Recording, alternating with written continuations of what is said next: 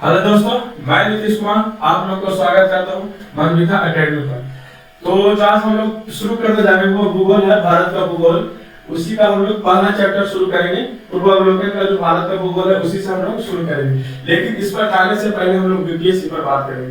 BPSC क्या किया है, न किया है, क्या करना चाहिए हम लोग को, उस पर हम लोग बात करते हैं। बीपीएससी का जो एग्जाम हुआ, चलिए ठीक ठाक एग्जाम अच्छा गया, क्वेश्चन भी अच्छा था। बीपीएससी कहता है कि जब बीपीएससी में एसडीएम और डीएसपी का पोस्ट नहीं रहेगा, ये लोग क्वेश्चन कर देंगे, यूपीएससी लेवल का क्वेश्चन पूछ देंगे, पूरा नेट जेआरएफ जैसा क्वेश्चन का था ना, साथ रीजन ये सब पूछ देंगे। जब इसमें एसडीएम और डीएसपी का पोस्ट नहीं रहेगा तो, जब एसडीएम और डीएसपी का पोस्ट रहेगा तो क्वेश्चन बना देंगे तुझे जैसा कि शरीर की क्रिया, आत्मा की इकाई, सब क्या कहते हैं, मतलब क्वेश्चन में कोई दम नहीं था। डीएसपी जब एसडीएम का पोस्ट रहेगा तो क्वेश्चन में कोई दम नहीं रहेगा, और जब डीएसपी और एसडीएम का पोस्ट नहीं रहेगा तो क्वेश्चन रहेगा क्या, यूपीएससी लेवल का क्वेश्चन रहेगा। आयोग पर कभी भी भरोसा नहीं करना चाहिए आदमी को, कभी भी नहीं। इस बार बोला था कि एग्जाम बहुत टाइट होगा, क्या टाइट होगा, क्वेश्चन पेपर लीक हो गया। कहां लीक हो गया? राज्य की राजधानी में ही लीक हो गया, पटना में ही लीक हो गया। किसमें? तो भारत का सबसे बड़ा परीक्षा और बापू सभागार में, साला गांधी जी का नाम लोग डुबा दिया। बोलेगा कहां था? बापू सभागार में, जो भारत का सबसे बड़ा परीक्षा हॉल था, उसमें क्वेश्चन पेपर लीक किया गया है। और बीपीएससी आयोग बोलता है कि क्वेश्चन पेपर लीक नहीं हुआ। अब जाके तो लगता है माना है, तो बोला है कि बापू सभागार वाले परीक्षा को रद्द किया जाएगा। उसी को क्यों रद्द करो भाई? रद्द करना है तो पूरा को रद्द करो, रद्द करना है तो पूरा के रद्द करो। उसको रद्द करने से क्या होगा? उसको रद्द करोगे तो उसके बाद कहीं और लीक नहीं हुआ होगा, और कहीं से मतलब कहने का मतलब कहीं से और आवाज नहीं आ रहा है तो कहीं से लीक नहीं हुआ, लीक हुआ होगा।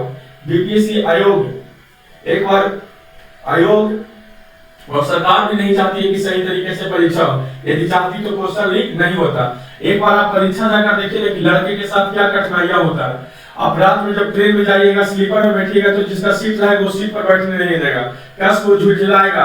आप बगल में नीचे सोइएगा ना, उसके नीचे जो स्लीपर को, वहां पर भी सोने नहीं दिया जाता। कहता है तुम सामान चुरा लो। समझो ऐसा हम लोग स्टूडेंट है कि सामान चुराने वाले हमें आदमी देख के भी परख नहीं होता है। फिर स्टेशन पर आप जाइए तो स्टेशन पर अपन ने बिछा के उस इस ठंड ठंड में आप सोइए। बच्चों के साथ कितना परेशानियां होता है बच्चा ही जानता है एक एग्जाम को देने में। और फिर जब बच्चा क्वेश्चन वहां एग्जाम देकर आता है तो कहता है क्वेश्चन पेपर लीक हो गया। सोचिए उस समय एक बाथरूम जाने में एक बच्चा को 2 घंटा समय लगता है। समझ रहे हैं आप? बाथरूम जाने में 2 घंटा का समय लगता है। एक बच्चा तो बोल रहा था कि जब क्वेश्चन लीक हुआ तो बोल रहा था कि फिर साला भागने के लिए 2 घंटा लाइन में लगो, 2 घंटा फिर से लाइन में लगोगे, कहीं भी जाओगे 2 घंटा फिर सुबह लाइन में भागने के लिए। और ये सेंटर का कितना बड़ा इशू है। हमारा घर है पटना और हमारा सेंटर दिया जाता है कटिहार। इस पर किसी टीचर ने नहीं बात किया, इस पर भी बात होना चाहिए। और ये सेंटर इतना दूर क्यों दिया जाता है कि बच्चा क्वेश्चन लीक नहीं करे? ठीक है, तब भी तो क्वेश्चन लीक हुआ ना। किसी का घर बक्सर है, उसका सेंटर दे दिया जाता है अररिया, किसी का बक्सर दे दिया जाता, बक्सर वाले के सेंटर कटिहार दे दिया जाता है। किस लिए? कि क्वेश्चन लीक नहीं हो गए।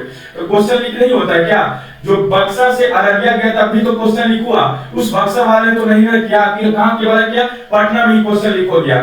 तो सेंटर पर भी इशू होना चाहिए। ये 500 किलोमीटर 300 किलोमीटर उसको बाहर भेज दिया जाता है कि बच्चा क्वेश्चन लीक नहीं करे, तब भी क्वेश्चन लीक होता है। इसका मतलब क्या होता है कि आयोग और सरकार में अभी भी बहुत कमियां हैं। आयोग भी नहीं चाहता, सरकार भी नहीं चाहता कि सही तरीके से एग्जाम हो। यदि चाहता तो क्या होता? पेपर लीक होता? नहीं, पेपर लीक होता। तो पेपर लीक होता है, सरकार की नाकामियों की वजह से पेपर लीक होता है, से आयोग की नाकामियों की वजह से पेपर लीक होता है। इतना बड़ा बक्सा में लाएंगे, सारा 5 लाख के पेपर लाएंगे, फिर भी और हमसे साइन करवाएंगे वहां पर। अभी बार तो देखा था कि 2 बच्चे से साइन लेते, गवाह बनाते हैं कि आपके सामने पेपर खोला गया। यार हमारे सामने ही पेपर खोला गया, लेकिन कहीं तो लीक हो गया पेपर, कहीं तो पेपर लीक हो गया। ठीक है, इसका प्रमाण हम है कि कटिहार में हमारे सामने महिला एमजेएस महिला कॉलेज में खोला गया था। बाकी बापू सभागार में तो क्या हो गया? पेपर तो लीक हुआ ना, तो कटअप तो लोग बढ़ाएंगे ना। तो आप बोल रहे हैं कि ठीक है बापू सभागार वाले को रद्द करके फिर से उनको एग्जाम लेंगे। ठीक है भाई, कहीं और वो लोग फैला देंगे, जबकि मोबाइल लेकर रखे हुए तो पेपर फैला देंगे तो क्या होगा? और कहीं से लीक होगा।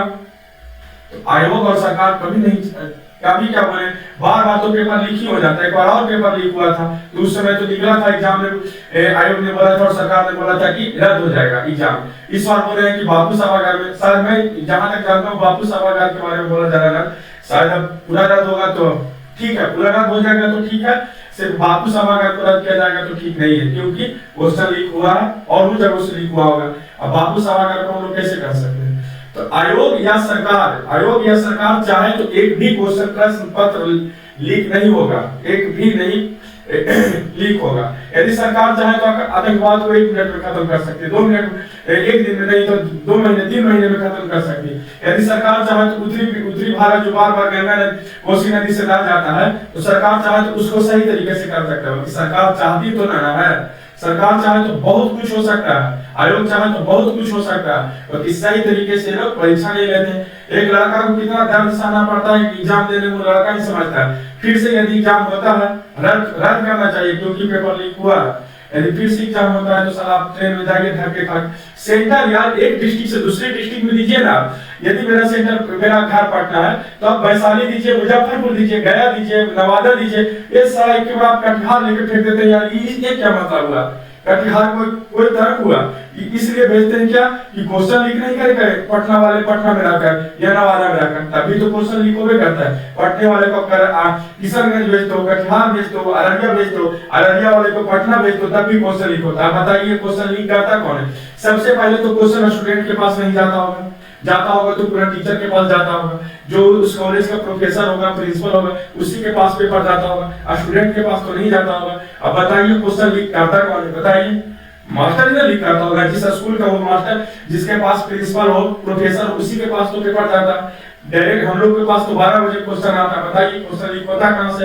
तो वहां के टीचर, प्रिंसिपल, वो लोग तो पेपर लीक करते होंगे। इस पर तो ध्यान दिया नहीं जाता। लीक कौन किया? कहां? बच्चे को मारते हैं, हमारे डीएम साहब बच्चे को मार रहे हैं। इसका क्या तर्क है? जब लीक होगा तो बच्चा तो हल्ला करेगा ही, हल्ला करेगा तो आप उसी को बच्चे को ही थपड़ाइएगा। यही एथिक्स करता है। आप यही इंटरव्यू में दिए होंगे, एथिक्स यही एथिक्स पढ़ाया गया था कि आप गुस्सा होइएगा तो बच्चे को धड़ के थपड़ा दीजिएगा। तो आयोग और सरकार पर सबसे बड़ी कमी आयोग और सरकार का है। यदि सरकार आयोग चाहे तो एग्जाम सही तरीके से होगा, यदि सरकार आयोग नहीं चाहती है, ना चाहती है, तब तो पेपर लीक होता है। पेपर लीक किया जाता है कहां से? स्कूलों से होता है, कॉलेजों से होता है। बच्चे पेपर कभी लीक नहीं करते। चलिए अब जो भी होगा देखा जाएगा। यदि बापू सभागार अब वो चाहेंगे तो जो ही करेंगे, वो चाहेंगे वही होगा। यदि बापू सभागार रद्द होता है तो लोग रिजल्ट किस तरह से लाते हैं वो भगवान जाने। यदि पूरा को रद्द करके फिर से एग्जाम लिया जाए तो सही है। पूरा रद्द करके 1 या 2 महीने के बाद फिर से एग्जाम लिया जाए वो ज्यादा बेस्ट है। फिर से पेपर रद्द नहीं हुआ, भगवान फिर एग्जाम दे रही है, अब पेपर लीक हो जाए, साला पूरा का पूरा माइंड घूम जाता है। आदमी आस लगा के जाता है परीक्षा देने, उतना कठिनाइयों को झेलकर परीक्षा देने जाता है। जैसी बच्चा निकलता है, मोबाइल खोलता है, यूपीएससी का पेपर लीक, आदमी का वही पूरा का पूरा दिमाग जो क्वेश्चन क्या मिलाएगा, पूरा का पूरा दिमाग वही क्वेश्चन। फिर से इतना परेशानी झेलता है। सेंटर पर सबसे ज्यादा गौर करना चाहिए आदमी। जो आयोग है सेंटर पर गौर करिए आप। सेंटर आप यहाँ से वहां उठा के भेज देते हैं, आग बढ़ा के सेंटर भेज देते हैं। आप सेंटर पर गौर करिए। अब जिसका पटना है उसका 1 से 2 डिस्ट्रिक्ट ज्यादा फेंके, ज्यादा नहीं फेंके ना, गया फेंकिए, हाजीपुर फेंकिए। मैं ये नहीं सजेशन कर रहा, ये नहीं कर रहा हूँ किसी 1 से 2 डिस्ट्रिक्ट करिए कि आदमी आराम से पहुंच जाए अपने घर से, उसको कठिनाई नहीं हो। तो इसलिए भेजा जाता है। किशनगंज भेज दिया गया कि पटना वाला क्वेश्चन और नहीं करेगा, तभी तो क्वेश्चन आउट हुआ है बीपीएससी का। आप कौन किया? किसको पकड़िएगा बताइए? चलिए छोड़िए, हम लोग को पढ़ना काम है, हम लोग पढ़िए, जो होगा जो देखा जाएगा। तो चलिए भारत का भूगोल हम लोग पढ़ेंगे। इसमें जितना भी क्वेश्चन है और इसका हम लोग ऑब्जेक्टिव सब्जेक्टिव पार्ट को भी लेते हैं और ऑब्जेक्टिव को भी।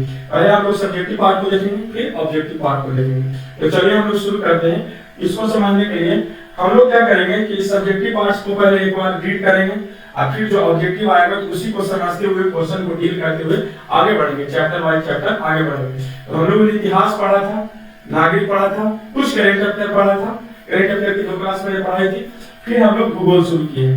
तो भूगोल साइंस इतना हम लोग लेके चलेंगे, इतिहास, भूगोल, नागरिक, साइंस, करेंट, बस इससे ज्यादा नहीं। तो हम लोग इसी को बढ़ाएंगे। चलिए तो शुरू करते हैं। पहला चैप्टर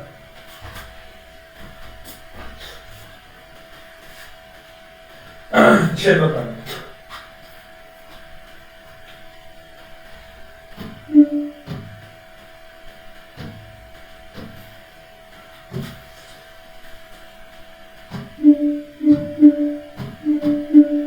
हमारा क्या क्षेत्रफल, भारत एशिया महाद्वीप में अवस्थित एक दक्षिण एशियाई देश है। अनियमित चतुष्कोणीय आकृति वाला यह देश हिंद महासागर के उत्तर में स्थित है। अवस्थित है कहाँ है? हिंद महासागर क्या है? उत्तर दिशा में स्थित है। हिंद महासागर के उत्तर दिशा में स्थित है। अक्षांशीय विस्तार के दृष्टिकोण से भारत उत्तरी गोलार्ध में तथा देशांतरीय विस्तार की दृष्टि से भारत पूर्वी गोलार्ध में स्थित है। यदि पूछा जाएगा कि भारत हिंद महासागर के किस दिशा में स्थित है, तो उत्तर दिशा में स्थित है। और इसका अक्षांशीय विस्तार के दृष्टिकोण से भारत उत्तरी गोलार्ध में है और देशांतरीय विस्तार के दृष्टि से भारत पूर्वी गोलार्ध में स्थित है। भारत विश्व में क्षेत्रफल की दृष्टि से 7वां बड़ा देश है। भारत विश्व में क्षेत्रफल की दृष्टि से आपसे पूछा जाएगा कि कितना बड़ा देश है, तो 7वां बड़ा देश है। पहला हमारा रूस, दूसरा कनाडा, तीसरा यूएसए यानी संयुक्त राज्य अमेरिका और चीन के बाद बड़ा देश अमेरिका, चीन, ब्राजील। ऑस्ट्रेलिया के बाद जनसंख्या की दृष्टि से दूसरा और चीन के बाद बड़ा देश है। और बोल रहा है कि नहीं, अब जो ऑस्ट्रेलिया छठा हो गया, भारत 7वां होता है। ऑस्ट्रेलिया जो है, ऑस्ट्रेलिया का पोजीशन एरिया के हिसाब से 6th है और भारत का क्या है? भारत का 7th है। लेकिन यहाँ बोला जा रहा है कि जनसंख्या की दृष्टि से दूसरा, लेकिन अब जो हो गया है पुराना है, जनसंख्या की दृष्टि से भी भारत पहला हो गया। क्या हो गया? जनसंख्या की दृष्टि से भारत का स्थान सेकंड हो गया है, फर्स्ट हो गया है। कुछ समय पहले जनसंख्या की दृष्टि से चाइना नंबर 1 पर था, लेकिन भारत अब जनसंख्या की दृष्टि से पूरे विश्व में जनसंख्या किस देश में है? तो भारत में है।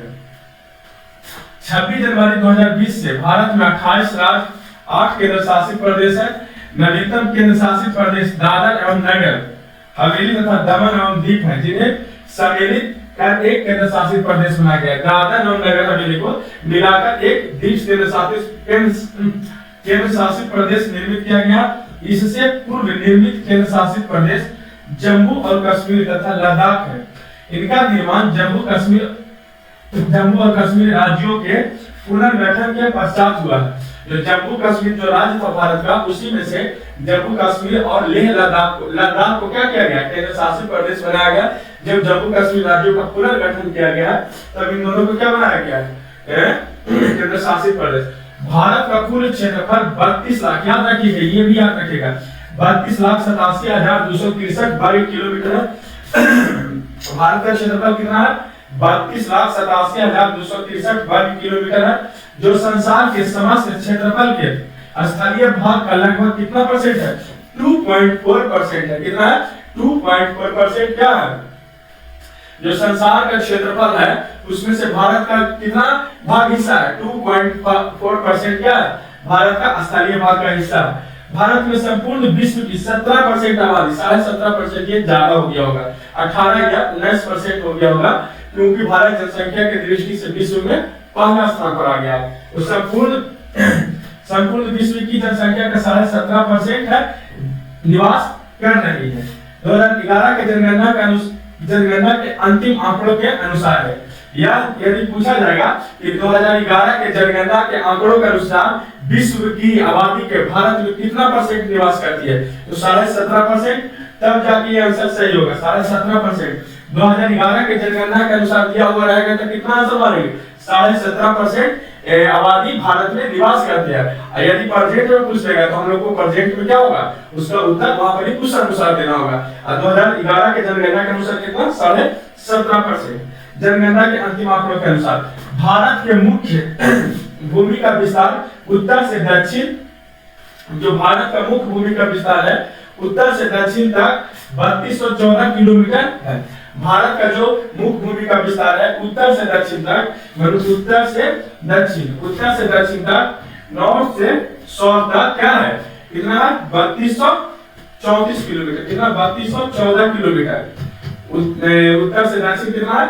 32 से 64 किलोमीटर और नॉर्थ से वेस्ट से ईस्ट से वेस्ट तक। अगला देखते हैं। और भारत का क्षेत्रफल कितना है? क्या हुआ? और पूरा भारत का कुल क्षेत्रफल 32 लाख, भारत के कुल क्षेत्रफल 32,87,263 वर्ग किलोमीटर है। गैर कानूनी ढंग से पाकिस्तान के कब्जे वाला क्षेत्र, और जो इसका जो क्षेत्रफल है भारत का, वह भारत का कुल क्षेत्रफल कितना है? 32,87,263 वर्ग किलोमीटर है। लेकिन गैर कानूनी तरीके से ढंग से पाकिस्तान के कब्जे वाला क्षेत्र कितना है? 78,000। और पाकिस्तान जो गैर तरीके से कितना पर कब्जा किया हुआ? 78,114 वर्ग किलोमीटर क्षेत्र पाकिस्तान द्वारा गैर कानूनी ढंग से चीन को दिया गया है। और जो पाकिस्तान ने गैर कानूनी ढंग से पाक ने चीन को दिया है भारत का हिस्सा, वह कितना है? 5180 वर्ग किलोमीटर। कितना वर्ग किलोमीटर? मतलब समझ रहे हैं, 78,000 और 51, मतलब कितना वर्ग किलोमीटर चाइना को दिया हुआ है? कौन? गैर कानूनी तरीके से पाकिस्तान। क्षेत्र तथा गैर कानूनी ढंग से चीन के कब्जे वाला क्षेत्र कितना है?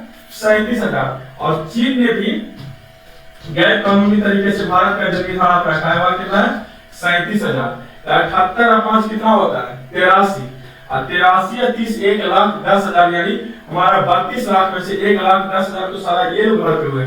चीन ने जब डोकलाम का लड़ाई, डोकलाम वाला क्षेत्र के पास जो विवाद हुआ था, तो चीन ने कुछ वहां पर एरिया को छोड़ा भी था। तो तब भी ये लोग हम लोग का 1,00,000 वर्ग किलोमीटर क्या किए हुए हैं? 1,00,000 वर्ग किलोमीटर ये लोग हमारे जमीन को हड़पे हुए हैं। चाइना और पाकिस्तान मिलाकर 1,00,000 वर्ग किलोमीटर हमारे जमीन को ये लोग हड़पे हुए। इतना वर्ग किलोमीटर क्षेत्र शामिल है। वर्ष 2011 की जनगणना के अनुसार, अंतिम आंकड़ों के अनुसार गांव बस इतने नहीं है, ये क्वेश्चन आता है। इतना ही लिए, ज्यादा नहीं लिए, नहीं लेके छोड़ दिए। तो बोला कि पाकिस्तान और चाइना मिलाकर हमारे देश की 1,00,000 वर्ग किलोमीटर जमीन को क्या कर रखा? हड़प रखा। यदि पूछा जाए कि भारत एशिया की किस दिशा में स्थित है? भारत एशिया के किस दिशा में स्थित है? तो भारत एशिया के दक्षिण दिशा में स्थित है। और पूछा जाए कि भारत की आकृति कैसा है? तो चतुष्कोणीय है। और भारत हिंद महासागर की किस दिशा में स्थित है? तो भारत उत्तर दिशा में स्थित है। अक्षांशीय विस्तार के दृष्टिकोण से भारत उत्तरी गोलार्ध में है, और देशांतरीय विस्तार के दृष्टिकोण से भारत किस दिशा में है? दृष्टिकोण से पूर्वी गोलार्ध में है। और भारत का क्षेत्रफल कितना है? तो 32,87,263। अब भारत पूरे विश्व का कितना परसेंट भूमि अधिग्रहण करता है? 2.4%। और 2011 की जनगणना के अनुसार भारत में कितना परसेंट आबादी निवास करता है? तो 17.5%। चलिए हम लोग क्वेश्चन को देखते हैं, फिर आगे बढ़ते हैं। निम्नलिखित कथनों में कौन से भारत के बारे में सही है? उत्तर के चयन हेतु अधोलेखित कूट का उपयोग कीजिए। भारत विश्व का 5वां बड़ा देश है, ये तो गलत है। भारत विश्व का 5वां बड़ा देश नहीं, 7वां बड़ा देश है। यह स्थल मंडल के कुल क्षेत्रफल का 2.4% भाग अधिकृत किए हुए। सही है। समूचा भारत उष्णकटिबंधीय में स्थित है। समूचा भारत उष्णकटिबंधीय में स्थित है, ये भी गलत है। 82.5 डिग्री पूर्वी देशांतर का उपयोग भारतीय मानक समयोग को निर्धारित करने के लिए किया जाता है। ये सही है। ये क्या है? सही है। तो हमारा 2 और 4 सही है, तो इसका कूट क्या होगा? सही, डी सही होगा। 2 और 4 सही है, तो इसका कूट डी सही है। चलिए क्वेश्चन नंबर 2 को देखते हैं। क्वेश्चन नंबर 2 क्या कह रहा? क्षेत्रफल की दृष्टि से भारत विश्व के देशों में कौन सा स्थान है? क्षेत्रफल की दृष्टि से भारत विश्व के देशों में कौन सा स्थान है? तो 7वां। कौन सा स्थान है? 7वां। हमसे पहले कौन है? तो ऑस्ट्रेलिया है। 6 नंबर पर ऑस्ट्रेलिया, 7वें नंबर पर हम लोग है। क्वेश्चन नंबर 3 को देखेंगे। भारतवर्ष आकार में विश्व का कौन सा बड़ा देश है? 7वां बड़ा देश है। कौन सा बड़ा देश है? 7वां बड़ा देश है। चलिए क्वेश्चन नंबर 4 को देखते हैं। क्वेश्चन नंबर 4 को, भारत का क्षेत्रफल संसार का क्षेत्रफल का 2.4%, परंतु इसकी परंतु इसकी क्या संपूर्ण मानव जाति का 16.5% जनसंख्या, संपूर्ण मानव जाति का 17% जनसंख्या, संपूर्ण मानव जाति का 18% जनसंख्या, संपूर्ण मानव जाति का 28% जनसंख्या। तो ऐसे है तो कितना परसेंट? 2011 के जनगणना के अनुसार कितना परसेंट है भाई? 17.5%। तो इसके आसपास में जो मिलता हुआ देखेंगे उसी को हम लोग क्या बनाएंगे? उत्तर बनाएंगे। कितना परसेंट है? और इसकी मतलब 2.4% क्षेत्रफल भारत के पास भूमि का अधिग्रहण का परसेंटेज में है, परंतु इसकी संपूर्ण मानव जाति का 16% जनसंख्या, ये तो एकदम साफा गलत हो गया। फिर बोला ये संपूर्ण मानव जाति का 17%, ये सही है। ये देखिए हम इसको कैसे सही कर रहे हैं, क्योंकि यहाँ 18% है, ये गलत है। 17.5 18 नहीं है। 2011 के अनुसार हमारे इसके अनुसार संपूर्ण मानव जाति का 28%, ये भी गलत है। तो हमारा सही उत्तर क्या होगा? बी सही होगा। चलिए, भारतवर्ष में लगभग कितने गांव हैं? भारतवर्ष में लगभग कितने गांव हैं? 5 लाख गलत, 8 लाख गलत, 6 लाख 30,000 गलत। इसका सही उत्तर होगा इनमें से कोई नहीं। इसमें से जो आंकड़ा है जो कोई मैच नहीं कर रहा है, इनमें से कोई नहीं। क्वेश्चन नंबर हम लोग 6 को देखते हैं। क्वेश्चन नंबर 6 क्या कहता है कि निम्नलिखित में जोड़ों में से कौन सा जोड़ा सही नहीं है? निम्नलिखित जोड़ों में से कौन सा जोड़ा सही नहीं है?